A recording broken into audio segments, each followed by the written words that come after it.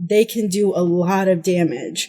And a lot of people in that place are in that kind of power dynamic where they may have some good life experience to offer and maybe even some good advice. But when they're in a place being in a position to give treatment, it's an entirely different qualification that I would go as far to argue that none of them are really qualified to be doing.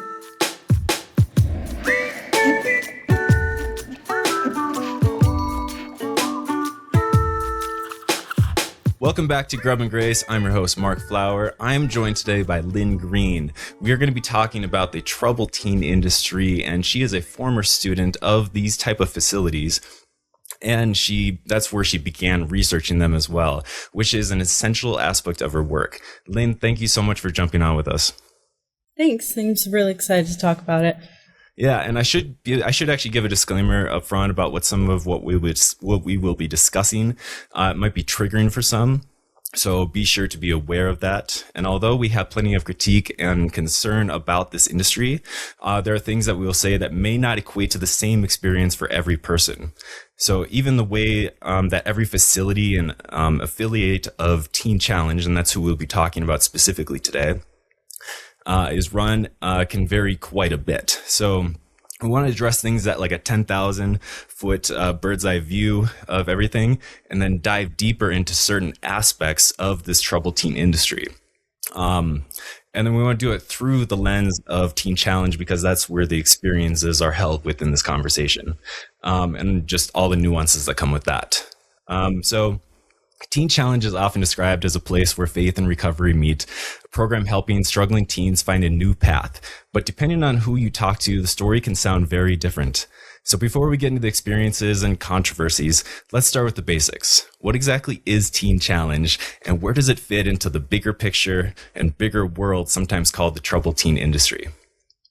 So Teen Challenge, I think, can best be described as an intersection between two pretty well-known aspects of the troubled teen industry, which is a therapeutic boarding school and then a Christian rehabilitation program. It's kind of a mix of both of those things. It originally started in New York in around the 1960s or late 50s for young men around the age of like 17, 18.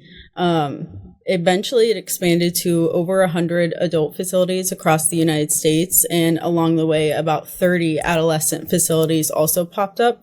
The way that it functions is very unique to the troubled teen industry, as it's a national corporation and a national office that functions as basically a franchise, so people can fulfill certain criteria in their own independent licensing structure and be able to classify themselves as a teen challenge, even if people from the national office have never technically been there to see it for themselves.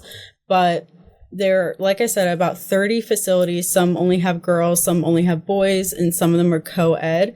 But the troubled teen industry as a whole is a multi-billion-dollar industry that thrives on behavioral change, behavior modification programs, boarding school programs, wilderness therapy programs is a really big conversation that's been happening in the last couple of years. And Teen Challenge has some murmurs along the way, but it's not one of the bigger topics in this conversation, which really does surprise me even now, because it arguably is one of the largest contributors to this issue. Mm-hmm. Yeah. And like Teen Challenge is such an interesting thing. I mean, I've looked into it a little bit more over the years. I have some connection to it. But the troubled teen industry at large, it's kind of a headache. There's way too much that you could talk to on the subject, and not enough that's really getting out there that's, for like public discourse that you're hearing, that most people are hearing about. It's only like the select few people that look into things like me, people that have experienced it like you, and that are continuing to look into it. And it's just like a lot of it just goes over my head, and it's just like it's just way too much. So I'm hoping that we can at least dig into some of it today.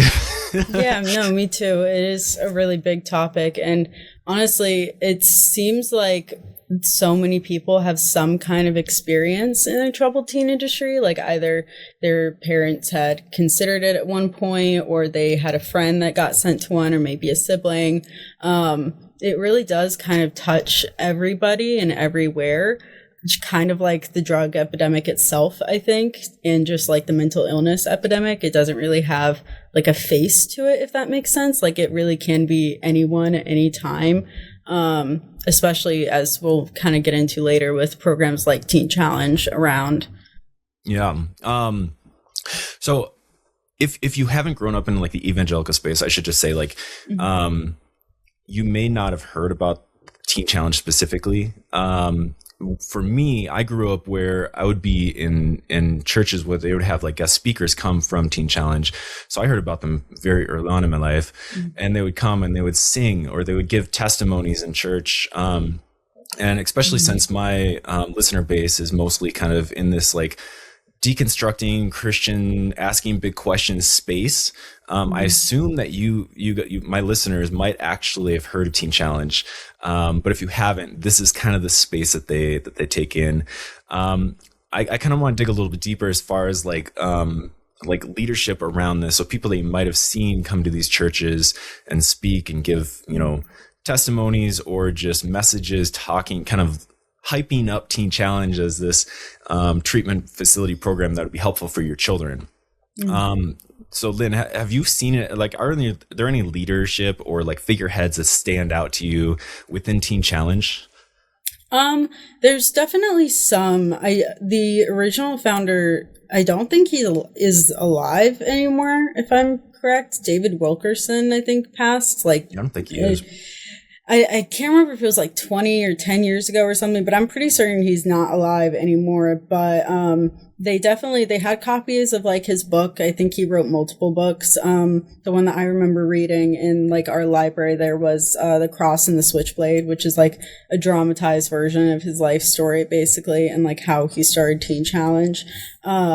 That was the main one, but mainly our figureheads were kind of our administration and our directors at our facility. Those are like the people, if that makes sense. I think every facility is kind of like that in its own way. Like your own executive director and like administrative staff really like run the show. And the national, or even, because this is kind of the other complicated thing that they do, is that they have like a national office that's like a nonprofit, and then they have like region offices. So like Oklahoma is one, for example. I think there's like a couple of states in like Ohio and Indiana that's like a Midwest one. So like, and then all of those offices have their own executive directors. So if something bad happens, then those executive directors will come in. But, if everything is kind of going smoothly, you never really see them. And even if they are stepping in, you still never kind of really see them, at least as a kid, because and we'll get into this a lot more later, but the adolescent and the adult programs are worlds different. So like where there may be more transparency and even like idolization of certain figures in the adult programs, at that level, at like the state or interstate level, in the adolescent programs, it is pretty like concentrated. It's pretty like cut off from the wider system and like world. So we would have like conferences with the adult facilities, like the men's facility and the women's facility, where we would all do like worship conferences together like once a year or something. But and like the adults actually would come and do testimonies too, and they would like share their stories. But other than that, we were kept like pretty separate in that way. I don't know if any of that makes sense or not. Yeah, I mean, it makes as much sense as possible. I mean, there's a lot of different facets, and it's kind of like a spider's web in a way. Yeah. You did mention David Wilkerson. I looked it up. He died in 2011, so it's been a little bit since he's passed away. Yeah. But how big of a presence does he have? Because you mentioned the Cross and the Switchblade. I've heard about that book. I know the name has been thrown around in my family before. How big is he a presence within the treatment, like the programs that they have? I mean, I would basically say that like I think his word and his like original message is kind of on par with the Bible, if that makes sense. In like a lot of ways. Like the idea of like restoration and like the first step in the process to like healing your addiction or whatever is accepting Jesus as your savior or whatever that looks like. Like it's about at the same level. So like the program structure, the courses that we would do, like the mentoring kind of system, I assume that he kind of had a hand in designing all of that. And all of that was held to a pretty high standard. Like it doesn't change. And it's used for, discipline and stuff like we'll get into probably, but he his book was a pretty big present. We have multiple copies of it in the library. I read it multiple times just because also it was like one of the only interesting books because it had like fight scenes or whatever in it. And we would watch, I think there was a movie at one point too that I think I remember watching. Mm-hmm. So like we learned the story like inside and out, like all of it. But I think especially the further we get away from his passing, he just kind of becomes like, what's the one guy's for the Mormons? Joseph Smith. Joseph Smith, yeah. He kind of becomes like that in a way, like this mythologized figure, if that makes sense. Yeah, I can see that. So I'm glad you mentioned like the discipline, punishment sort of thing, because at this point we're gonna progressively keep getting heavier and heavier into this. So I wanted to ask about Rachel Aviv's article in the New York Times. She likened these programs, the troubled teen industry, to a shadow penal system for struggling kids. Does that description resonate with Teen Challenge at all? Yeah, it really does, because I think Teen Challenge was a center focus of that article. In fact, I know a few people that were quoted in that article and like did interviews with her discussing it. And I remember in that article was a conversation about a girl that was coerced in some way around her abortion decision or pregnancy decision. I can't remember what the exact details are, so I won't say it because I don't want to say the wrong thing because I don't remember it. But it in certain ways, it was about the larger troubled teen industry, but it also did have a really heavy focus on Teen Challenge.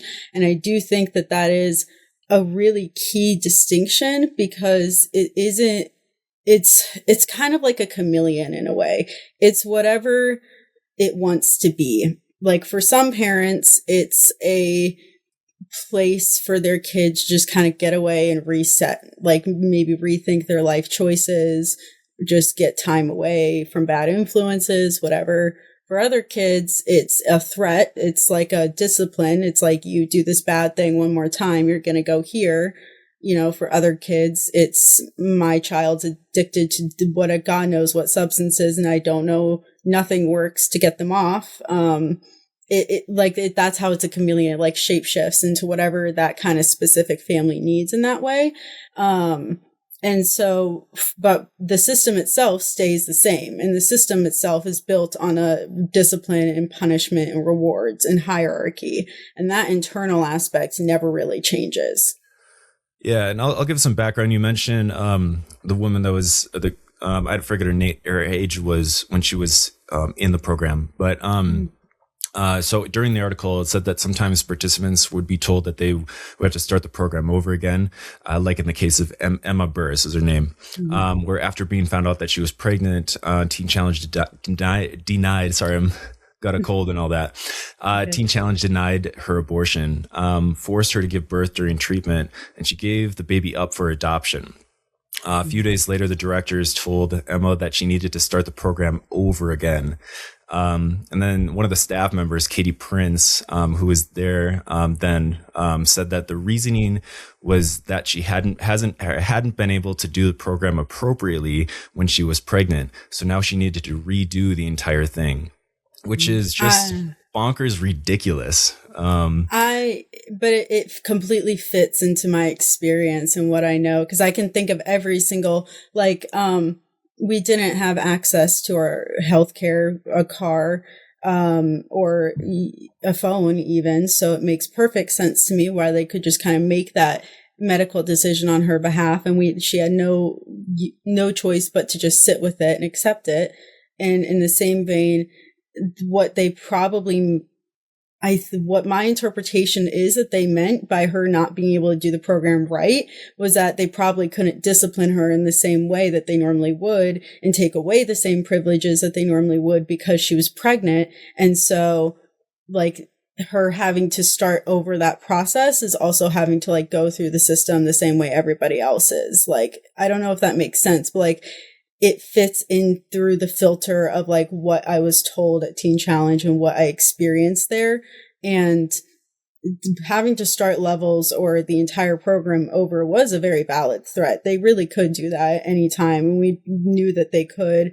And like I had seen girls fully graduate and leave the program and then come back like a year later and have to start the program like halfway and do it all over again, or completely start over and do it over again. You know, it's funny that you mentioned the having to graduate and then come back. There was someone else that was on another platform that talked about their experience, and they said that they saw kids that were in their later years of high school having to go through the program. And because they were in the program, they would have missed their graduation. So they got an education program while they were in treatment.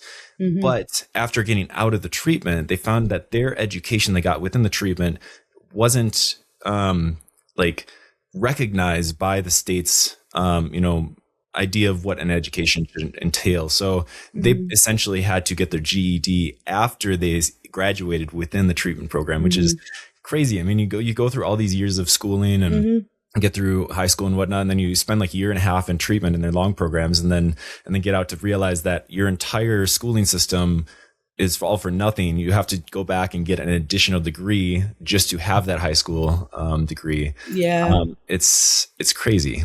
Yeah, that happened to a few people that I know, like either in some way they found out that like they weren't qualified for graduation, or I knew one girl who they gave her a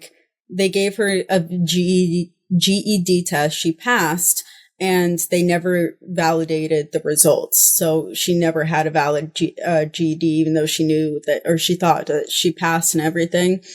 Yeah, even with me, because I went to Teen Challenge about halfway through my freshman year of high school. So I was 14.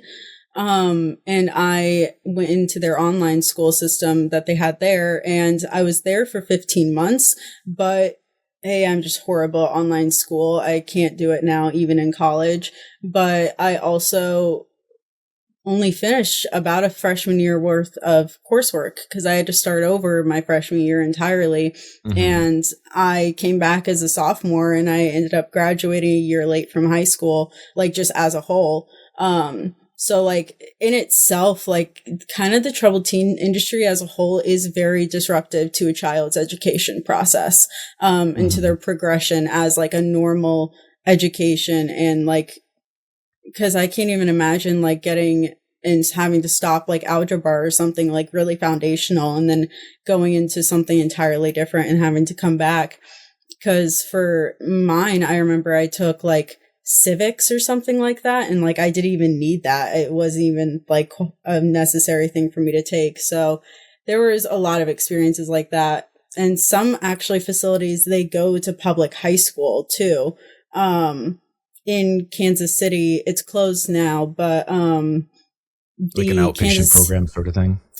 But that's the thing, is it's still inpatient because they live there. So they live there, but they go to a public high school. And so it was really, really weird and like disruptive, because I knew one person that was in that facility. And they describe it as just like it basically wasn't like being in a teen challenge at all, because they were in that one and then they came to ours, and ours was like worlds different. Cause we were in the middle of nowhere with computers for our school and nothing else but teen challenge all the time. So it was the complete opposite of that. That's what I mean when I say like every teen challenge can be very, very different, but a lot of them have like the same kind of foundation. And I can see like two sides of this. I can see aside where it's like, if someone really needs treatment, if someone is really deep into something, substance use disorder or something that where they just really need help, like they're not able to really get out of it in any other easy way. I can understand them pulling them out of an education system in order to treat that, because then they'd have the rest of their life where they can flourish and get by without having something to rely on and have a crutch like that. On the other hand, we're going to dig into some stuff that's going to make, what we just brought up, a little bonkers and crazy, for some of the people that go through the program, that aren't necessarily having a substance use disorder or anything like that. So that's actually kind of bringing me to the next one. So what kind of behaviors or struggles typically lead teens into Teen Challenge? And I'm aware that it's not always substance use disorder. So maybe you can kind of touch on that. Yeah, kind of going back to what I said earlier about like calling it a chameleon, it definitely can be used for people that are going through that.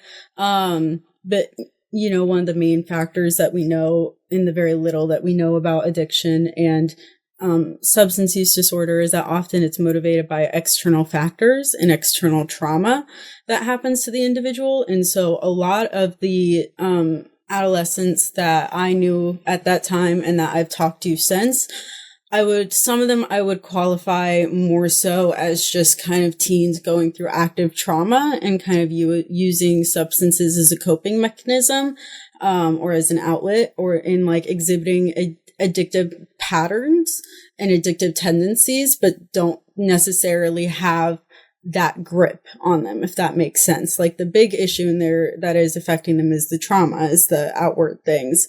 For others, it definitely extended farther into like heavy addictive substance use, like the big ones like heroin, meth, those things. And for those individuals, and I'll get into that in a second, but like for others, it was a behavior modification. Like they had just been sneaking out a lot. They were, like having inappropriate, unhealthy relationships, maybe, like gang affiliation, like whatever it might be, risky behaviors. And I think that's kind of what the foundation of Teen Challenge kind of was, which in itself is a little bit iffy in my opinion. But then I think somewhere along the way, it kind of continued extending in ways that it was never really meant to. Because in my facility, there were also individuals that were kind of both diagnosed and undiagnosed, highly autistic, and had meltdowns and reactions to an unaccepting environment to their condition. In fact, an oppressive environment to their condition, I would go as far to say. Or there were individuals that kind of, I would argue, just simply weren't fitting into the social and cultural expectations of their family, which often were really heavily evangelical and Christian motivated. Like they were experiencing same-sex attraction. At one point, I knew a girl that was in that facility because she read romance novels. And that was it. Like, that was the only reason that she was there. And next to girls who did like very heavy substances. And so in that way, it's this weird expansion where I don't think it's so difficult. I don't even know what to classify it right now, because that's honestly like what my research is like really trying to heavily define and like narrow down what this is and like what we can functionally label it as, but I wouldn't necessarily call it treatment, and I wouldn't really call it rehab either, because even those that were going through like really heavy substance abuse withdrawal weren't given the proper medical care and medical intervention to go through that process, and in fact were put in kind of unsafe positions to do so. There was like this expectation where by the time you get to a Teen Challenge, you're supposed to be kind of detoxed at that point. And so when that's not the case, or if God forbid a student lies and their parent doesn't even know that they're detoxing, they're in a very medically unsafe situation. And there is, I think, the higher philosophy of Teen Challenge as a whole, in like the adult programs especially, is that it's meant for addiction in a way that it's meant for people in which nothing else is working, like medical rehab isn't working, you've been to jail and it's not, making you change. Like, okay, substitute that for Jesus, substitute the drug use for Jesus, substitute the reckless criminal behavior for communal work and a work-life balance and like gaining an education and work skills. That's what the adult program philosophy is meant to be, is like building that structure for you and substituting that core thing that's gripping your life with a faith relationship, which in itself, I won't label that as bad. I think that's a very kind of different thing in itself.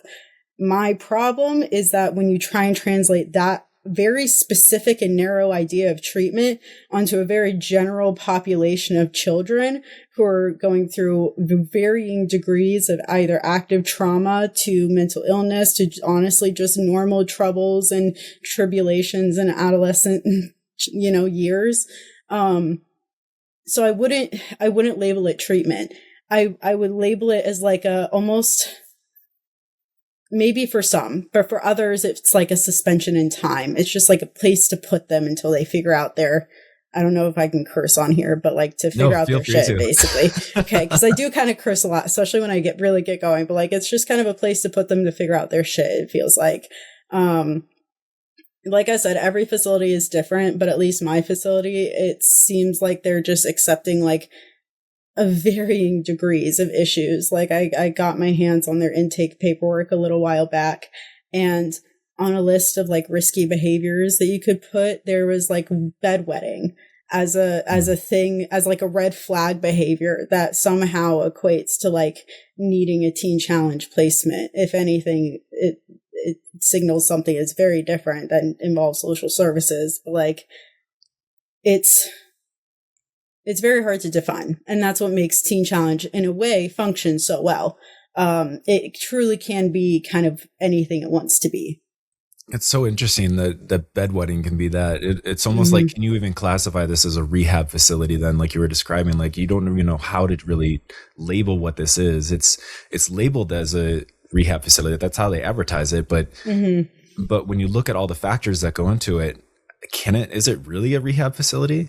And it goes into things like I know a term that's thrown around quite often in those circles, like evangelical spaces, is gender dysphoria, which is extremely damaging. To say that someone is going through this transformation of understanding their body and who they are, and to classify it as like this disease, that this illness that's wrecking their brain. And I've talked to numerous people where that is extremely damaging to the psyche and to the ego and everything like that. And so it's and then I feel like it more reflects on the parents and the culture that are allowing their children to be put into places like this. This discomfort that they have, and instead of actually addressing it in other healthier ways. It's like they just push it off to this facility that says like, we can take care of this. We can fix your child in a way. I don't know. It's just very damaging. Yeah. And that's even like, I guess the best case scenario in a way, because at the worst case, it's, like for my family specifically, I was in an active like risk situation. Like if I was not placed somewhere, I was putting myself in very dangerous situations. And so my parents were just like, we just don't know what to do.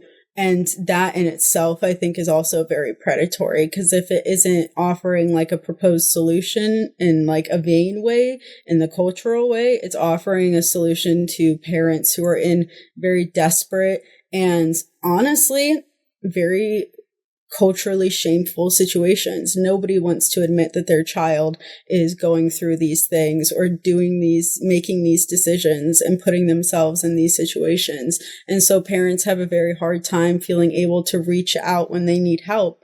And they find out about this one specific resource that might be a solution, and they don't have the options to look elsewhere and look at other things. It makes sense why Teen Challenge has been able to somewhat flourish in that way, especially as we've seen just drug use changed so much in this country, like over the last 20, 30 years. Yeah, definitely. I'm going to kind of gloss over this last little question in that section and jump onto this next section here. So that's the history and the outside view, how the program presents itself and how it is developed. But of course, brochures and mission statements are one thing. Actually living there is another thing. So let's talk about what day-to-day life inside Teen Challenge has looked like for the people who went through it. So what does a typical day inside Teen Challenge look like the rules, the routines, the discipline, the living conditions? So yeah, I can speak very well for my Teen Challenge. We had boys and girls at the facility, but we lived separately. We didn't see or interact with each other ever. There was very, very heavy gender separation. And outside of that, every single minute of our day was scheduled and structured by other people. So we would get up at 6 or 6:30, immediately have to get dressed and do chores, and then go to breakfast, and then school, and then lunch, and then school, and then I think free time and or discipline time in which you're writing sentences, and then dinner, and then we had to do Bible study basically and nightly devotionals, and then we would go to bed.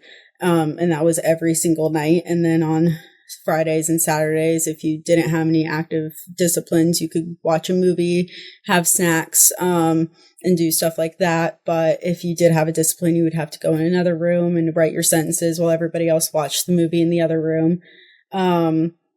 It is very hard to encapsulate just how highly controlled our lives were. So our clothes, for example, every single thing we wore was in uniform. Either it was black or gray for chilling clothes, or polo and jeans for school. Our disciplines were, like I said, writing sentences. For some girls, it would involve being on something called D level, in which they have to wear different clothes than everybody else. They have a different diet than everybody else. They aren't allowed to sit on furniture. They aren't allowed any free time whatsoever. So even if they don't have sentences to write, they just have to sit in a room and read their Bible, basically, because they're not allowed to have free time. Back in my day, some of them would wear orange jumpsuits if they were runaways. But now I believe that they've changed it. So now it's a highlighter yellow shirt and khakis. But With every single differentiating people based on what they did. Yes, and that's always a factor. So every single person you either are on D level, and so if you ran away, you wear the yellow shirt. If you just did something bad, really bad, then you get a blue shirt. But that constantly visibly classifies you. And like I said, you're not allowed to sit on the furniture. So sometimes I'll see photos from Teen Challenge and I'll look and I'll see a girl sitting on the floor wearing blue. And I know that girl's on D level for something. And for others, we all had wristbands that were color-coded on which level we were, because that's the other really big part about this program is there's 5 levels. And when you enter, you're an entry for a couple of weeks, and then you have to apply and get accepted for levels 1 through 5. And with each level, you get new you get new privileges. So you would have the wristbands that would visibly classify what level you were at, and then different levels were allowed, different makeup and stuff like that. So on my eyeliner right now, you wouldn't be able to get to level 5. So that would immediately classify me as higher in the hierarchy. And then I'm trying to think of just any other general stuff that it kind of applies to everything. Like I said, just every single aspect of our day was highly, highly controlled, even down to the words we were allowed to speak and when we spoke them. We would be on this term called word fast, in which you're just not allowed to talk. You're on word fast when you're doing schoolwork in the classroom, or you're on word fast in your room, especially if no staff are present, then you're not allowed to talk. Our showers are timed. We only got 12-minute showers. unless you were a room leader, in which you got a 15-minute shower. Like every single moment of your day is no longer in your own hands and in your control. It's really funny that you mentioned this negative vocabulary where they remove certain words that you can say, can or cannot say. Is there any vocabulary that they encouraged or pushed, like specific things that they wanted you to say? Other than just like kind of general faith terminology, like, I don't know, like wanting to pray for people in that way, I would say. There was a really big list of words that we couldn't say and stuff we couldn't talk about. But really any conversation about like faith or anything was very highly encouraged. Or like, oh my God, like if you were staying up having a really good conversation with this one girl past bedtime and a staff member came around and was like, hey, you guys need to go to bed. And you looked at that staff member and was like, actually, we're praying and we're having a really good prayer session right now. That staff, if they're feeling nice, may just be like, all right, fine. You have like 10 more minutes and then you have to go to bed. So like in that way, it was very highly rewarded. But like any kind of talking about like drugs or not outside, more so like previous life was not allowed.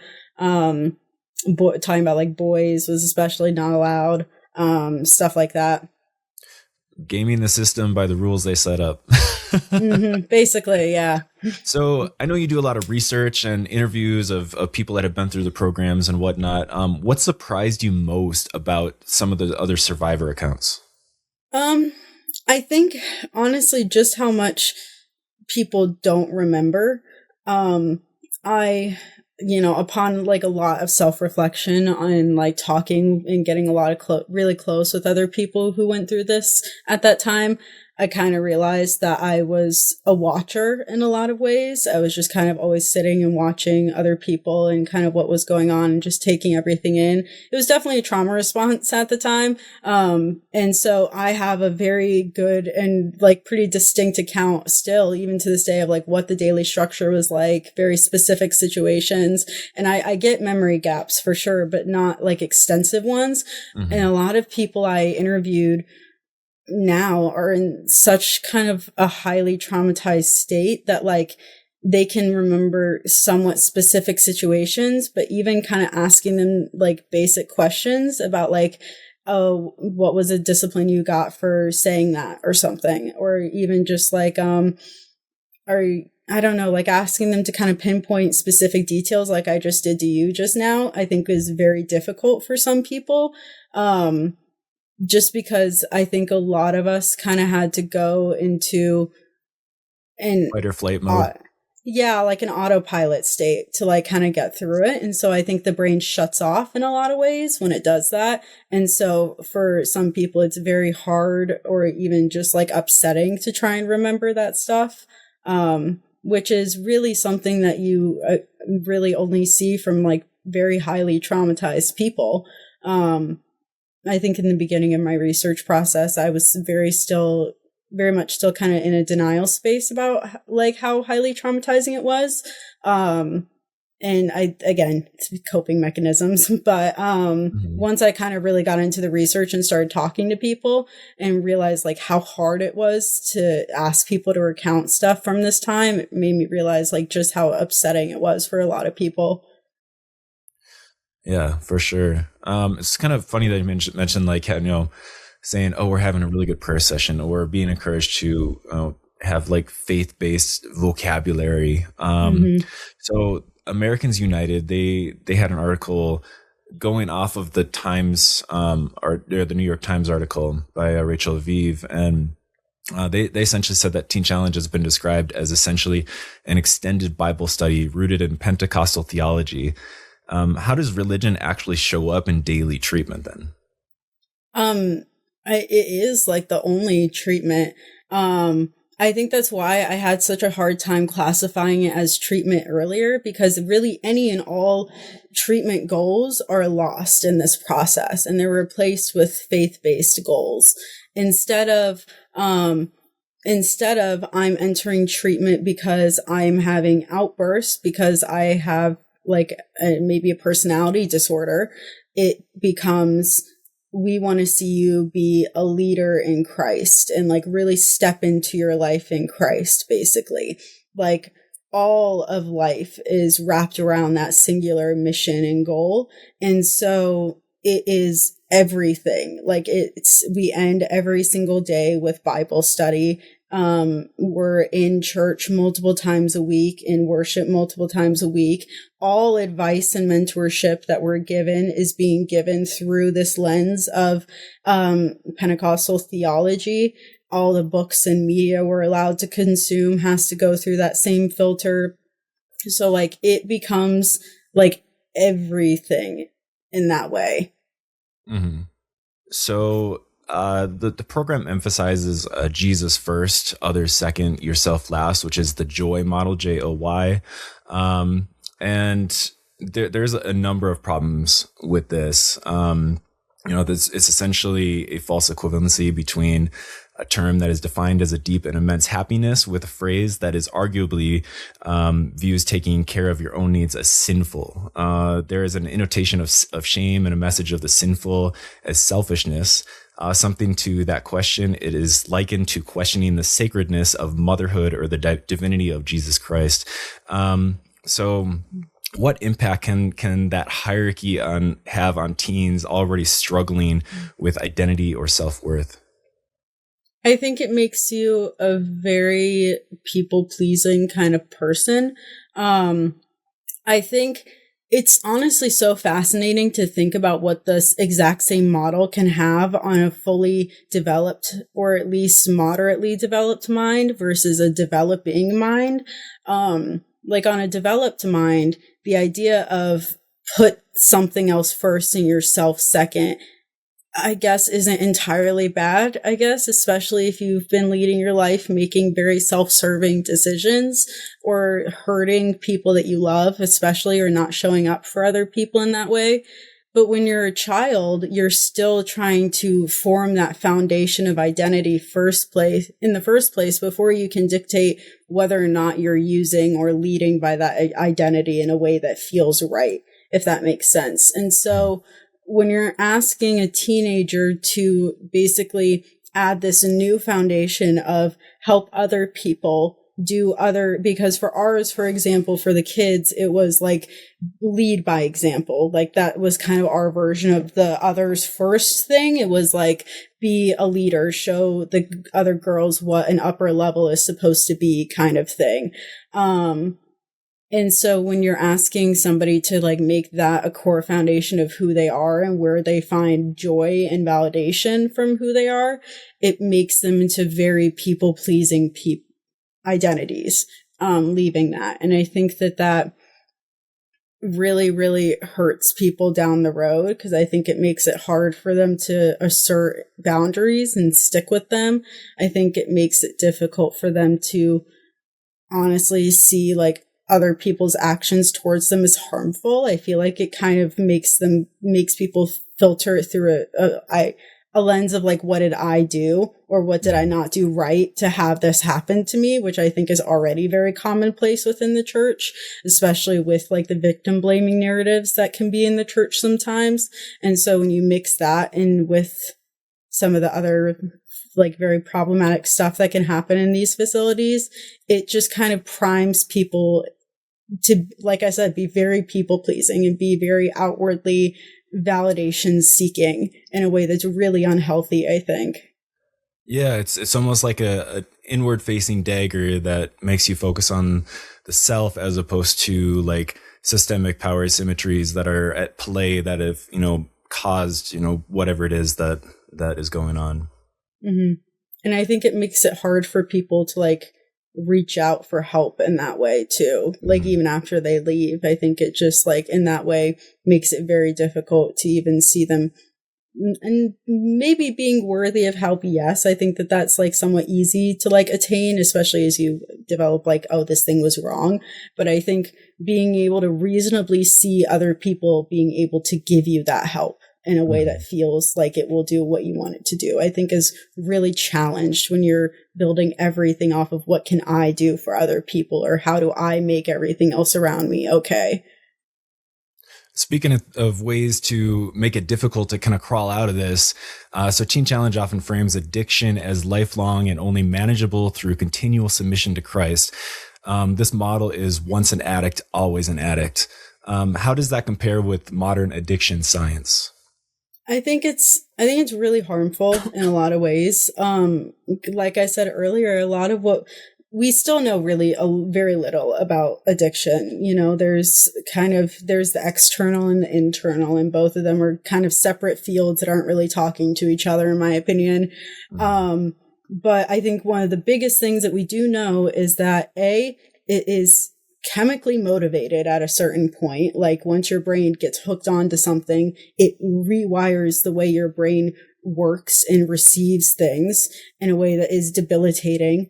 And when it is not that severe, it's often motivated by trauma and an outlet for feeling bad or wanting an escape from the bad things that are happening to you.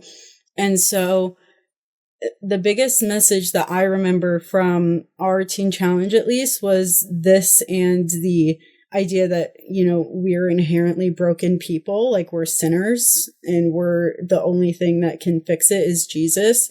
And so when you intertwine this idea of like, you were born a sinner, you'll die a sinner, and now you've formed an addiction and that's unescapable, I think it just makes you feel like this very, very inherently broken and irredeemable person. Mm-hmm. Yeah. And this once an addict, always an addict model it implies that if you were once addicted to meth, food, alcohol, or sex, that you will always be addicted. It implies that there is no way of changing your state. The idea that anyone is powerless over any substance or external addictive force, let alone forever, is simply not supported by research. And, you know, over and over again, that's true. I mean, there's even research as far as like using certain words as opposed to like addict, or if you're using like substance use disorder. There's research showing that using substance use disorder around people that have addictive, I don't even want to say addictive personalities because they feel like that's damaging too, but has some sort of addiction, actually has a better success rate by using substance use disorder as opposed to addiction. And Teen Challenge is one of those that still uses addiction, whereas other models use substance use disorder. And we can talk about success statistics a little bit later. That'll come up a little bit later. I do want to talk about some of the testimonials and how essential the testimonies of transformation inside the program are. Like what role do public confession and spiritual narratives play in shaping identity there?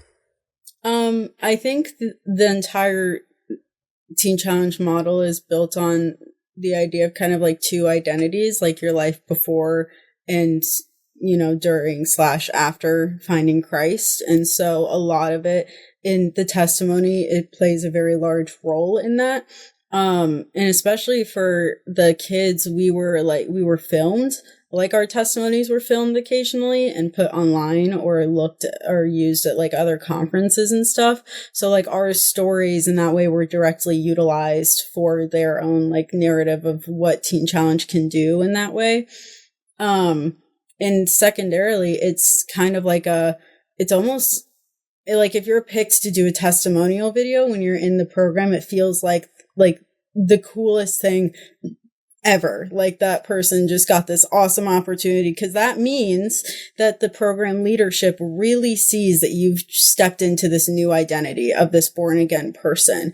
And that like validates kind of this whole other thing that you've been working towards in that program. And so just being able to like glorify or like promote your testimony in that way is a huge way to signal like I've done the change you wanted me to do. Like even I did it. I wrote like the spoken word thing where it's like the dramatized testimonies that people do. And honestly, it's so funny now looking back on it, because I just remember I wrote a poem initially and I looked at it and I was like, this is really good. And there's no way that they'll let me keep it if I don't talk about Jesus. And so I flipped the paper over and I wrote the first half of my testimony, which was like the before part, and then a little bit about how I found Jesus, and then like the rest of it.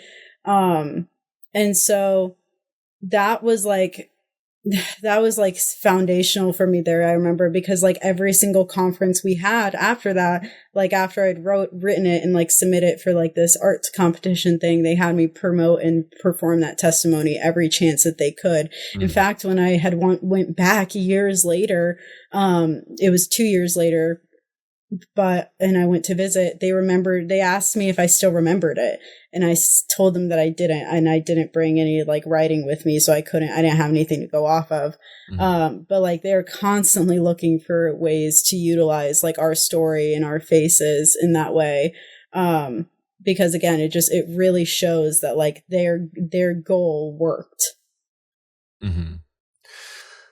So hearing about these daily routines and expectations naturally raises some practical questions, like who's actually running these places? What kind of training do staff have? And what systems, if any, are supposed to make sure teens are safe while they're there? So what do we know about who runs Teen Challenge centers and their credentials or lack thereof? So a lot of the people that ran my Teen Challenge, at least, had some credentials in psychology or in like theology based schools or degrees, but in our daily care staff especially, we did not have really any people that had the right qualifications to be kind of giving us the amount of care that would have been expected. And even in kind of the baseline idea of like being a treatment center or a therapeutic boarding school, we didn't have any licensed psychologists or psychiatrists, no kind of really formal standard medication management. A lot of times their goal was to wean us off any kind of medication that we were on. Even if it was like a necessary psychiatric medication, they would prefer you to just like not have it. In terms of our daily care staff, a lot of them were hired. Some of them were like adult Teen Challenge graduates that had been working and graduated for 12 months that got hired at our facility. So they were kind of freshly out of like their own rehab program. Others had done like maybe some kind of like light kind of care, like a camp counselor or like a nanny, like that kind of level of care experience, but nothing really higher than that. A lot of times, because I've interviewed a few former staff from my facility, and a lot of them did not know what they were getting into at the time that they applied. Like they had heard of the adult Teen Challenge facilities, or they had seen like the presentations at their church, and they decided to apply for it like while in, I don't know, Bible school or something, and realized very quickly that it was not at all what they thought that it was going to be. Like this was a place for troubled girls, as they put it. Like there were situations, like we can get into more of that later most likely, but baseline is a lot of them have little to no experience. They're often very young. They're paid very little. They often live on site or in a very cheap rental nearby. So a lot of them were in a very vulnerable place, I think, to be working there. And they don't really have any opportunities to even get credentials oftentimes.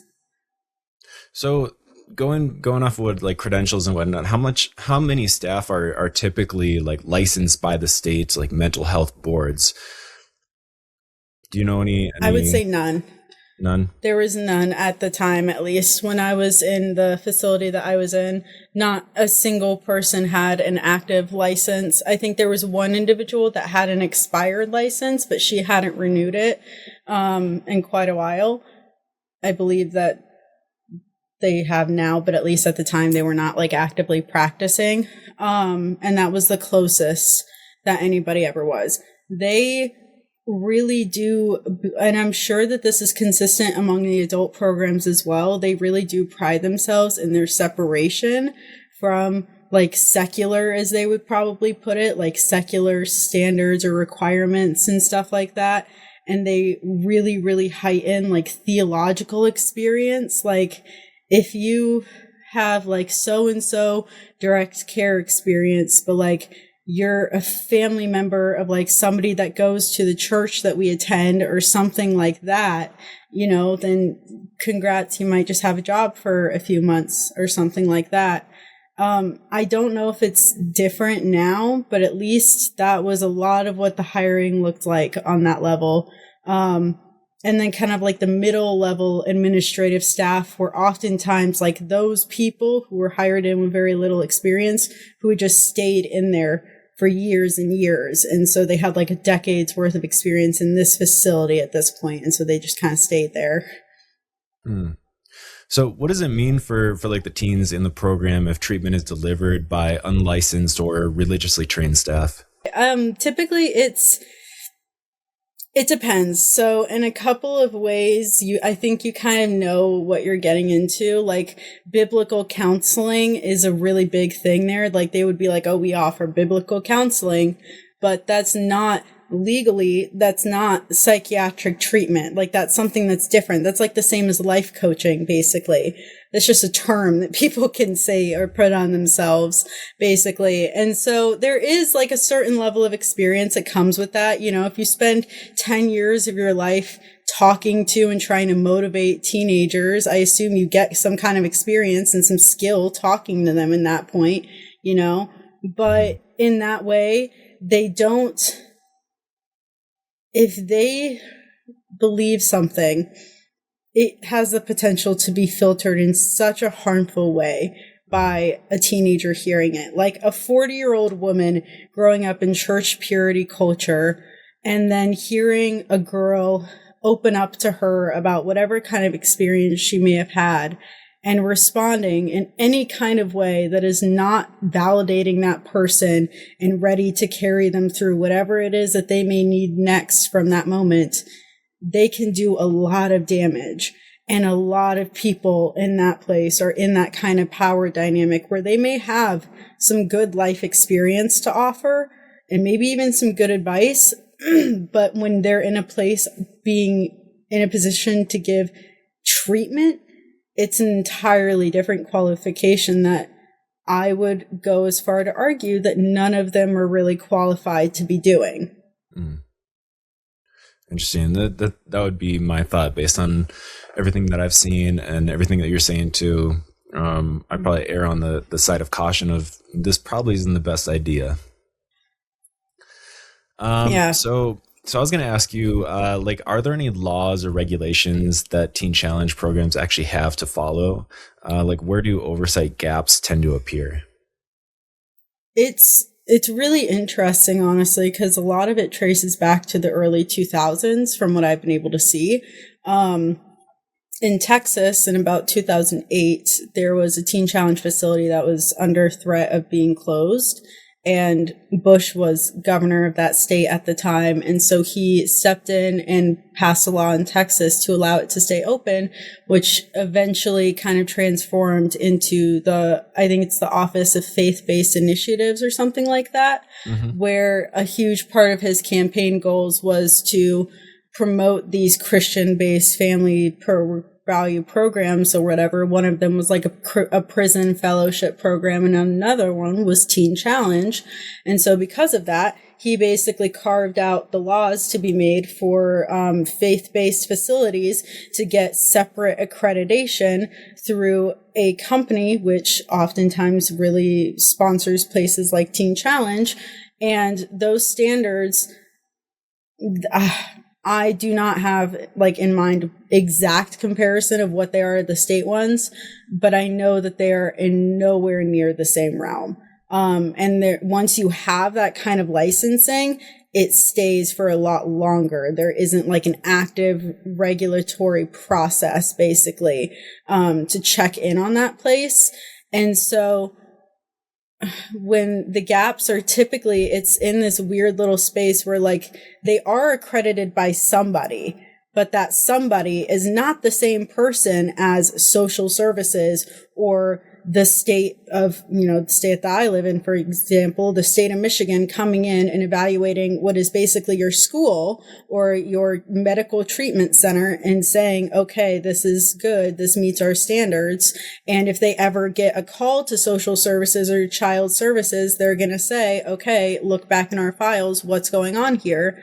When they're this separate entity, through this separate accreditation process, that bureaucracy gets a lot more muddy. And so when the call is made to child services, it may be like, okay, what is this place? But then you kind of see that it's not state regulated. There isn't any other calls or anything like that, something along those lines, or you just don't have the manpower or the people to go all the way out into like a really impoverished areas and like go and check out this facility and talk to every single kid. So you're just like, we don't have the time or the resources. It is what it is. And so the oversight really kind of stays that way. Unfortunately, I think until something big happens, until something bad happens. Like in Florida, for example, a girl passed away in her facility, and that's what eventually got that facility shut down. Not even actually, because they just dwindled in numbers until they decided to shut down. But even then, it takes a lot to like really step into these places and stop what they're doing, or even assess what level it's at in terms of like harm that it may or may not be doing, because it's the entire thing in itself kind of just becomes like, well, it's another thing. It's like another entity's problem. Mm-hmm. So if abuse or malpractice occurs, who has the authority to actually investigate this kind of stuff? Like, are there any regulatory bodies overseeing these programs, like reporters? No, none of them are mandatory reporters in terms of like I at one point have had to be a mandatory reporter for certain jobs where I've had to take training and sign agreements saying that if somebody, said something to me, I had a legal obligation to tell authorities or whatever it may be. And they do not have any of that as far as I'm concerned, because I think the massive problem, and I do think it's the same problem that we kind of see in churches sometimes, where it's, that question is really for like, if it ever makes it out of that world in the first place, because a lot of things are like handled internally. And that's what makes it difficult to report abuse, because the only like outside sources that you have are staff that may or may not be willing to believe you or take action to what you're saying. And if you try and tell your parents, there's the same risk, because the other huge issue with these facilities is a really large narrative of to not believe what we're saying, that we're exaggerating how bad it is because we just want to go home or we just want to go do drugs again. And so there's just this era or aura of invalidation that makes it very hard to really report any kind of abuse. And when it really does get out, a lot of times things are handled in such a way that it never makes it to formal authorities. Like staff members agree to leave or they get fired and the family agrees to not press charges. Things along those lines happen and agreements are made. And so it never makes it to the formal authorities. And maybe by the time it does, it's too late. Like they're not in that facility anymore. They don't live there anymore, whatever. So because it's such a separated world, it's really, really difficult to get people to even listen in the first place. In the darkest of times, students have to take what they feel is necessary, but really extreme measures just to get people to listen, in the way of making actions that harm themselves or harm other people just to get somebody to listen, like a police officer or an EMT. Sorry. Because I've heard those, I've heard those stories from students, and that's the kind of choices that these kids are being forced to make because they feel that that's a necessary choice in that moment. They feel like that's the only way out. So I think it's honestly kind of heinous that the larger investigative authorities aren't looking at this thing that's having so many of these kids making these actions and saying what is going on, that's making these kids, do these things. Mm-hmm. And I've also heard from numerous sources that they almost gatekeep information in a way that they don't actually keep any records whatsoever, or very minimal amount of records. So that way, if any like agency does come at them and say, hey, we need to see these records because this happened, we need to look into it further, like, oops, we don't have them, we don't know where they are. Yeah. And then they might just slap them on with like a fine or something like that, and that just may be it. But I don't know if you've heard anything about that too. Yeah, I think they're only legally required to keep records for like 5 years. And then they can just like shred them after that. So it's really just it's a matter of if you can get your hands on them. But I've known of a lot of people who've reached out to them trying to get their records and have just heard nothing back. And so there's not really any way to like have anybody enforce that for you, because what are you going to do? Like if you're a 17-year-old, 19-year-old kid, you don't have a lawyer that can come in and like say on your behalf to do something. Yeah, people have tried to request them that I know of, and they just hear nothing back. So a lot of the times they don't, it's just like a wall. Or in the worst cases too, like I've also heard they erase their camera footage like once every 2 weeks. So that makes it even more difficult to get your hands on things like that. So even then, it can make it really difficult for kids to report stuff and actually and they're making it difficult for them to even have the tools to look back into what they're saying too. Mm-hmm. So from an ethical standpoint, consent, autonomy, informed treatment, what stands out outstands out most about the Teen Challenge model? I would probably say consent and autonomy. Probably autonomy first, because these kids really are stripped of every single facet of like being able to make choices for themselves, from like what they're allowed to wear and getting dressed in the morning, and like in a way that's what Teen Challenge wants, but that can be incredibly damaging if it's in any way, to be honest. And like a lot of kids don't even really understand why they're there in the first place, or they aren't told, like sometimes they aren't told the full extent of what the program is going to be, just to like get them there calmly. And then they tell them what's actually happening and they like freak out. Like those are probably the biggest red flags, I think. Like it's just not, the entire process I think is inherently unconsensual. So when you have programs working with vulnerable young people, especially in pretty controlled environments, oversight really matters, as we can see. So in this next part, we're going to talk about some of the more serious concerns that former participants and staff have raised, including allegations of harm and coercion connected to Teen Challenge. Former participants describe obedience, structures, isolation, confession, and spiritual authority. Which of these patterns appear in Teen Challenge? I would probably say every one of them, but in different ways. I think obedience is definitely one of the biggest ones in the way that it's every single aspect of it. So like the word fast thing that I spoke of earlier, like if you talk when you're not supposed to, that's a discipline. And disciplines are the sentences that you have to write, which are like 3 to 4 sentence paragraphs that they range from like 20 for the least, 20 to 15 maybe, to like in the hundreds. I even saw them get into like the thousands a couple of times for some people.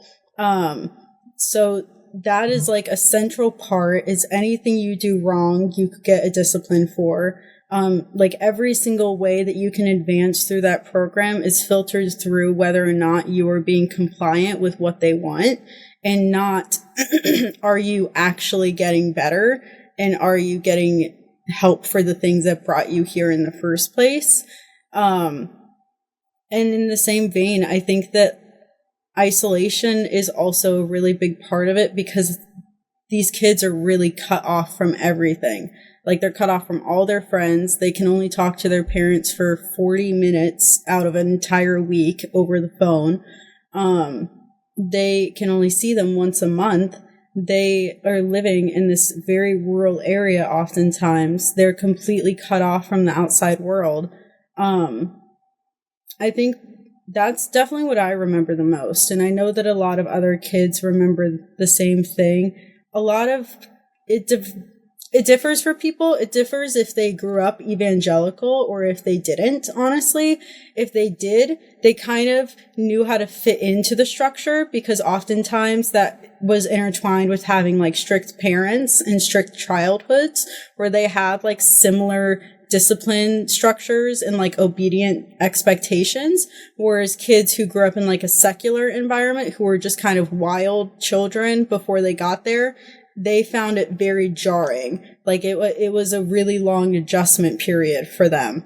And so that is the biggest difference, like in my research, especially is like the way that kids or adults now describe it is that if they grew up like homeschooled or something, for example, they would just kind of be like, yeah, I don't really know like what I was there for, or like it was pretty, because I would ask them like, what stands out to you the most from your time there, like that first couple of months. And they'll just be like, you know, maybe just the fact that it was kind of like home, like it didn't take much for them to settle in. Whereas the other kids that grew up just doing whatever they wanted or whatever that looked like, they would remember just hearing all of the rules and all of the structure and like the new routine that they would have to get used to. And they just remember how overwhelming it was.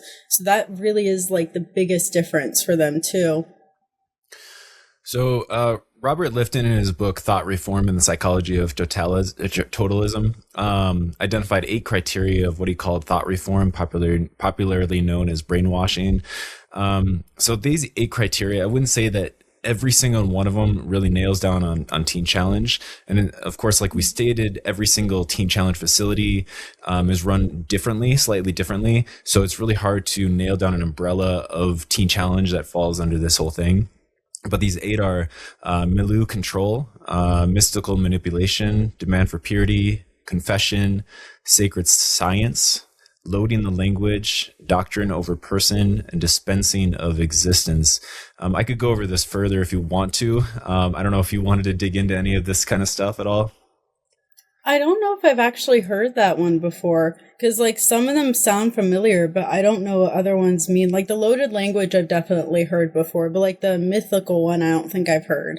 So I'll go through them. Number 1, milieu control. So the leader or inner circle has complete control of information, how and where it is communicated, disseminated, and consumed, resulting in nearly complete isolation from the outside world. People learn to trust only the publications and news that comes from the group itself. If the rest is considered fake, eventually people internalize the group mindset, becoming their own mental police. I'm sure you've seen that take place over in Challenge. Because it's so interesting too, because like I went there in 2017 and 2018. So like really the start of like what we know of, you know, the last 10 years of being like a highly political era. So, and I'm a sociologist and like everything is political as well, but like it's so fascinating because when I think about it now, like I remember the fact that I don't remember anything that happened in like the first year of Trump's presidency, basically. And then 2018, I was still kind of in it. And then 2019, as I was getting out and readjusting to life again, basically, COVID happened. And then everything else after as we know it. And so I honestly can't even imagine what it was like in that facility once COVID happened, especially. But I can imagine that it was filtered through a certain realm of like giving information or misinformation in that way, because like there's a joke that I make with my friends that like if anything happened in 2017 I don't know about it, basically. Like if they show me something funny on their phone or like a meme or something, there's so many times where it just doesn't click for me. Like I have no reaction. They're like, you don't know that? And I'm like, when was it made? And I tell them to Google it and it says, oh my God, every single time it says 2017 or 2018. I'm like, that is why I don't know it. I did not have a phone. I did not have a computer. Like, I'd had nothing. And so, like, any news I got would have been given to me by my parents. And I do trust my parents as news sources somewhat, you know, like, I trust them as reasonable people, as we all trust each other as reasonable people sometimes in that way. But, like, in the same way, like, it was an entire mental process to have to readjust to life after that place. Like, having a phone again was an entire adjustment in itself. Being able to, like, because when you're in that program too, like, you weren't even allowed to, like, look at boys. And, like, it's so dumb, but, like, they make you, like, turn your head against the wall and put your head down, basically, if a boy is even walking by. And we had to call them the others, and they had to call us the others, and just all of this separation. And so, like, even coming out of it and having to, like, not feel anxiety, like, looking in a boy's direction in that way was a whole adjustment in itself. Like, I think brainwashing is such a weird and funny word in that way, because, like, I think overall we kind of use it to describe the way in which people can take over your mental process and your mental thinking, and in any way, and not just, like, with language and stuff, but, like, the way you interpret situations and the way your body reacts to things as well. And so it is a helpful term, but it's, like, also, it's almost, like, not physical enough for me, if that makes sense, because, like, it's so, everything about it is embodied. Like, just the way you interpret situations it's an entire way of life that is just, like, inescapable for however much time you're there. And so I think a lot of people feel like they were brainwashed coming out of it, because they feel like they have to undo all of this mental work that was put onto them. Oh, for sure. I'm going to skip ahead a little bit to the next section, because I feel like we actually covered quite a bit of this already. Yeah. And my time will be coming up in the next half hour here. So I want to tackle some of this other stuff before that time comes up. I want to make sure we get to some of this. So at this point, listeners might be wondering if these kinds of programs have been reported over the years. How has Teen Challenge maintained such a positive reputation and continued to grow? To explore that, let's look at the bigger picture: funding, influence, and the success stories the organization shares about itself. So Teen Challenge has grown into a large international organization. What do we know about its funding streams and influential supporters? What can you say on this? A lot of it is really hard to track, because they do label themselves as a nonprofit. And so a lot of their funding, though, from what I do know, comes from, like, grassroots funding in that way. Like, all of these businesses are kind of independently funded to open as Teen Challenge facilities, similarly to, like, any franchise business. And then they're sustained through maybe some input by, like, the original owners, but also probably a large amount of, like, personal and private donation by, like, church members or affiliated churches or organizations that see what they're doing on the outside and think that it's, you know, great work. And even in some cases, state funding as well, because the faith-based initiatives office, like I mentioned, does have some allocated for federal funding that I do believe Teen Challenge got for a couple of years. I don't know if they still are with all the federal changes. Honestly, I go as far as say I don't think that one's probably been touched, so they might still be getting some federal funding depending on the facility. And I will say my family paid $3,000 a month for when I was there, and I was there for 15 months. So that was basically my college fund. Like, it was, I had some family members step in to help me, my family pay for it.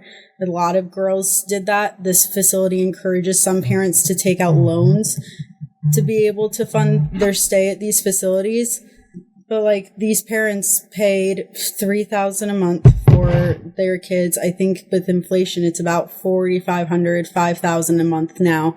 And there's about 30 kids in every facility. So it is like hundreds of thousands of dollars, which I'm sure a good amount of it does really go to funding a place, especially if it is like a facility kind of like mine, where it is like a school building and then a house and then staff housing all on the same campus, that does take a good amount of money to be able to fund that. But like when you get all that tuition plus donations plus private funding plus maybe some state funding, it's a lot of money from a lot of places.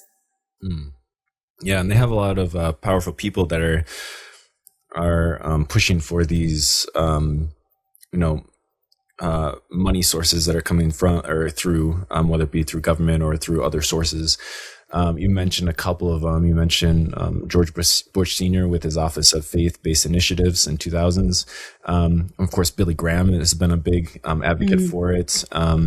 Ronald Reagan, George W. Bush, John Ashcroft, James Dobson, John P. Walters, he was the former White House drug czar. So a lot of those names, like a lot of my listeners will at least know the names. I've heard them before. If technical difficulties, cameras going out, but at least you guys can hear me. So maybe I'll just keep that in there and just run with it. I think you were talking, you got past Bush Sr. and some other people. All right. Well, I'll just kind of, no, I'll just keep it in there. We'll just let technology be its thing. Teen Challenge often cites an 80% success rate. What's behind that number, and how might confirmation bias or selective follow-up shape it? I love my university because my university in Michigan email gives me access to so many different things. And they have that original study that Teen Challenge cites in the University of Michigan library, and I've read it. And in that study, in the very end, in the results section, it says that it's not generalizable to all Teen Challenge locations, and that study is riddled with confirmation bias because they surveyed Teen Challenge facilities. And so they surveyed people who were like actively in that facility, voluntarily participating in that program, or they were surveying staff who had been in that program. And so it's riddled with bias all throughout, and it's not generalizable to every facility, let alone the adolescent facilities like they do. I know that there is a couple, I have my own research that I'm trying to publish that is a more long-term focused look at Teen Challenge and what an actual output would look like years past. And I'll have some problems with my own study the same way. And, it's all about a conversation. But Teen Challenge is everything that you're not supposed to do when you're like given a piece of research in that way, because it was also funded by Teen Challenge as well. Mm-hmm. Yeah, there's always red flags when a research study is funded by the very research center that it's trying to report for. You always need third party, so that you don't have some sort of bias that's burned into the data that you come out of it with. It's probable that the group cooked the figure's fuzzy mouth. I would assume something like it just feels very kind of iffy. There's a few ways that they could come up with these numbers, as they are widely different from any other rehab treatment program. The primary term for selectively choosing data to support a specific viewpoint while ignoring contrary evidence is cherry picking. This behavior is a key component of confirmation bias, a psychological tendency to seek, interpret, and recall information that confirms pre-existing beliefs.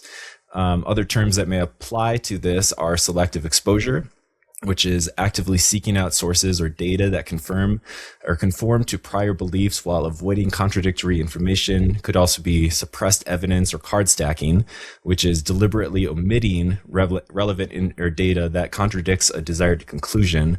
And it could also be selective perception, which is screening and noticing only information that aligns with one's attitudes.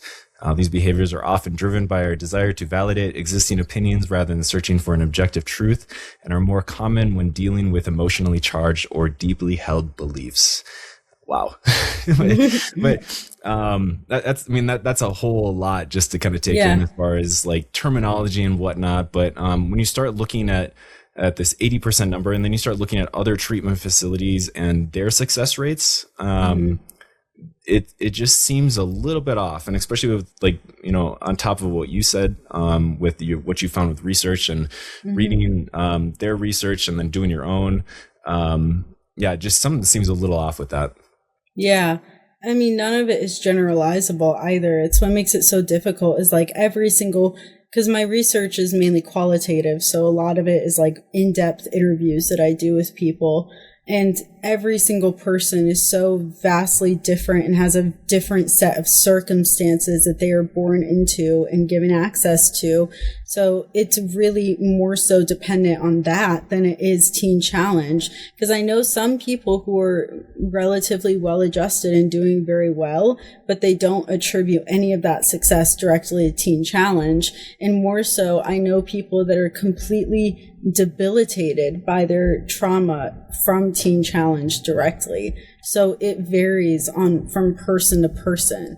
And a lot of it, and that's the whole thing itself too, is that because we were all children and this was such an unconsensual process and such a jarring process and a life-altering process for so many people with so much control, it is more effectively labeled as trauma rather than like a rehab experience or like a treatment experience, because like that is the only way that it can be functionally labeled for these people, because it's not how it is for an adult where that person is voluntarily choosing that process to a certain extent. Yeah. I want to define a term here before I ask you this next question. So I want to define feedback loop. That's defined as a process where the output of a system is circled back and used as input, allowing the system to adjust, self-correct, or amplify its future actions. So my question is, how does reliance on testimonies create a feedback loop where positive outcomes are visible, but negative ones disappear?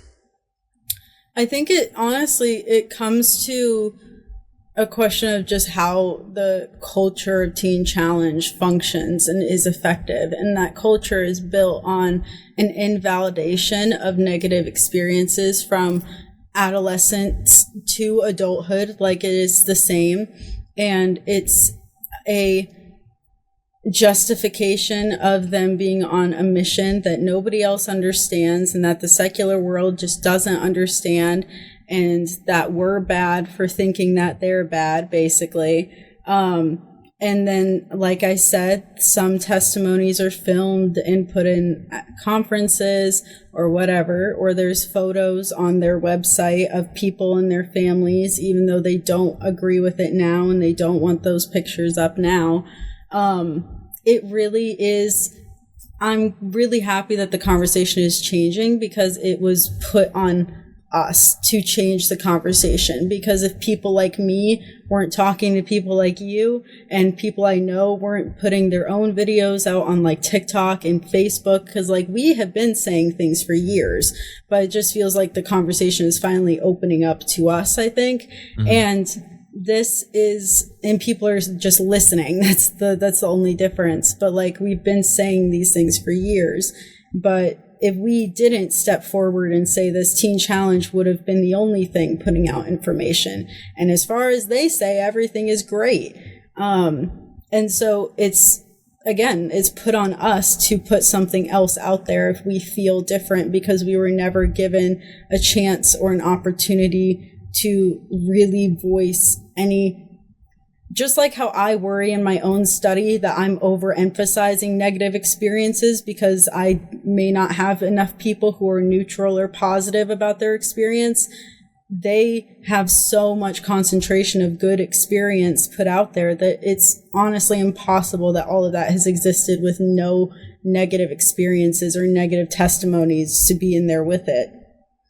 Like, it's such a nuanced topic, and that's what's the internet loves nuance, but it certainly does. Exactly. But like, it's so frustrating sometimes, because just as much as Teen Challenge has a capacity to do amazing work and do good, I also think it has equal capacity to facilitate harm and do really bad things. Like, it has capacity for both. And I think that's because it's been given this really broad scope and given this really general mission, and there is not enough individualism put into every program or enough oversight. And there is no adherence to secular normative state standards, so they can function in isolation, and they can just they can keep doing what they're doing and have nobody stepping in to tell them that they're doing something wrong. And when somebody does, it's because we're wrong, because we're secular, because we're not in that world with them, because we don't understand things like that. And so for survivors to hear that like they don't understand, or like we don't know what we're talking about with our own experience, is incredibly invalidating. And so it takes a lot for survivors to look at all that and still decide that they're going to come out and speak anyways. There's been a lot more people over the years, like you said, of recently that have been coming out and speaking. But behind all the statistics and public narratives are real people whose lives were shaped by these programs. Sometimes in complicated ways they're still sorting through.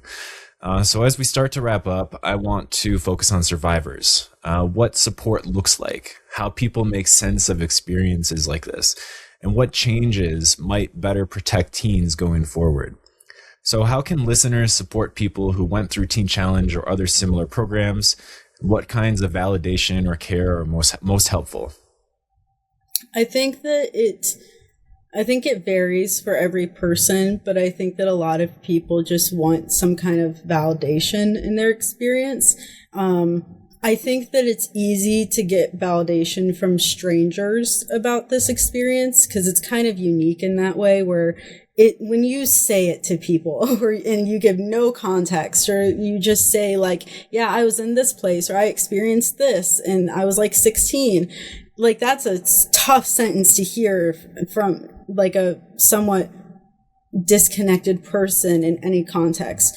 But when you are close to those people and you really know those people, you're in a different position where I would argue that you kind of have a duty to say that even if it's hard to hear and your experience doesn't match what they're saying to you, that you still believe them and that you still care for them, because it can be really hard. And what I really hate about this industry is that it puts families in a position where now they have to go through the process of unworking all of this trauma and these narratives that were put into them as a family, to not believe each other or to not validate each other's experiences. Like my parents can have an experience of being afraid and wanting what was best for me, just like I can have an experience of I was hurt by a decision that they made, even though I know that it was coming from a good place. It's conversations like those that are so important. And even if you're not in it having those conversations, like guiding people along that way for whatever they need, that's where the healing really has to come from, in my opinion, because the troubled teen industry in a lot of ways does kind of fundamentally break families in the same way that divorce can break families, or the foster care system can break families, or other life events can break families that they then have to heal from. The troubled teen industry does the exact same thing in almost every single case, in my opinion. Yeah. So what does Teen Challenge persistence tell us about gaps in youth mental health care and addiction treatment? Like what reforms would actually protect young people? I think that the legal system is a really good way to go. I think that anytime anybody is in a place of like social work or healthcare, or really any scenario where they're going to be coming in contact with children in that way, and or they're in a position to pass legislation that can protect children, I think it's really important for people to take time to educate themselves about this industry. And especially in the case of like social work, or even teachers, especially in schools, like anywhere where kids are, basically, I think anywhere kids are, this industry has a place that they can seep in.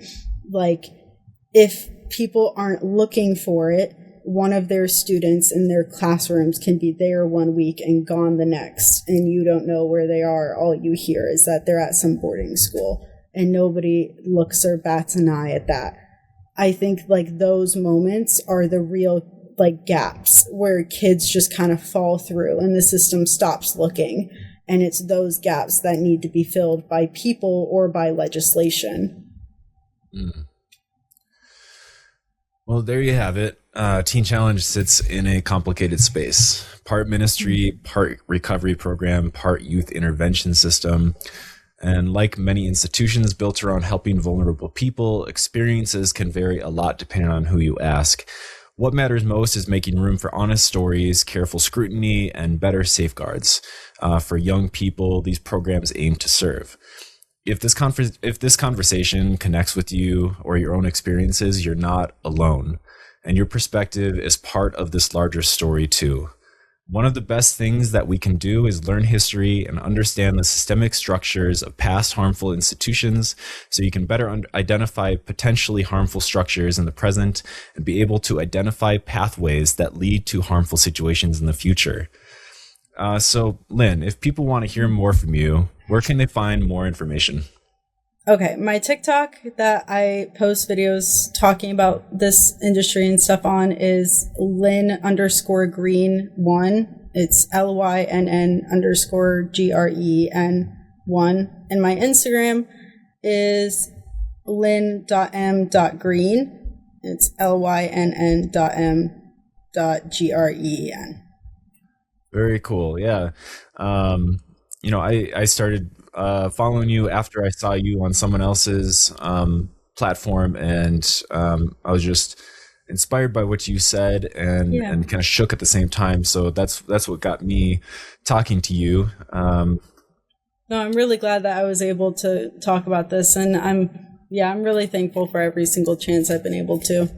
Yeah, and I encourage anybody to do the same. Like if you're listening to this, watching this, even just a clip on social media, there are people, if you've gone through something like this and it's been traumatizing, there are people that are willing to listen and know where you're coming from, and will validate you, and you'll be heard. So you use both of us as a means to do that. If you feel necessary to reach out to somebody, I would suggest Lynn over me, but I think I have some capacity of understanding as well. So, but there are plenty of other people. There's lots of other resources, and like I said, you are not alone, and I think, Lynn, you would probably agree with that too.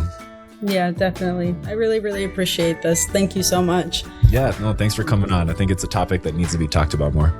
Yeah, me too. I'm really excited to, hopefully I'll have many more chances to talk about it. Yeah, definitely. All right, Lynn, thanks for coming on. Thanks.